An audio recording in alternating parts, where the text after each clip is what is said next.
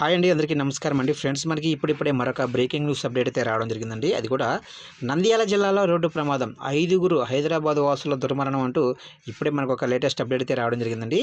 అయితే ఇక్కడ చూసుకున్నట్లయితే నంద్యాల జిల్లాలో రోడ్డు ప్రమాదం జరిగింది. ఆళ్లగడ్డ మండలం నల్లగడ్డ వద్ద ఆగి ఉన్న లారీని కారు ఢీకొట్టింది.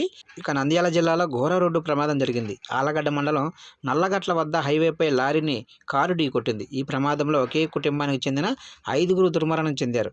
అయితే వీరిలో నవదంపతులు ఉన్నారు. మృతులను హైదరాబాద్ వాసులుగా గుర్తించారు.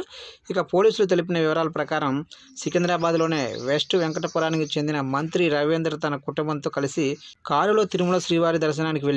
అనంతరం తిరిగి వస్తుండగా నల్లగట్ల హైవేపై నెమ్మదిగా వెళ్తున్న లారీని వెనక నుంచి కారు ఢీకొట్టింది. ఈ ఘటనలో రవీంద్రతో పాటు అతడి భార్య లక్ష్మి, కుమారుడు బాలకిరణ్, కోడలు కావ్య, మరో కుమారుడు ఉదయ్ కిరణ్ తీవ్రంగా గాయపడి అక్కడికక్కడే మృతి చెందారు. అయితే గత నెల 29న బాలకిరణ్కు కావ్యతో గుంటూరు జిల్లా తెనాలిలో వివాహం జరిపించారు. ఈ నెల 3న సమీర్పేటలో ఘనంగా రిసెప్షన్ కూడా పూర్తి చేశారు. ఇక 4వ తారీఖున నూతన దంపతులను తీసుకుని వెంకన్న దర్శనం కోసం తిరుమలకు వెళ్లారు. తిరిగి వస్తుండగా ఈ ఘోర ప్రమాదం అయితే జరిగింది.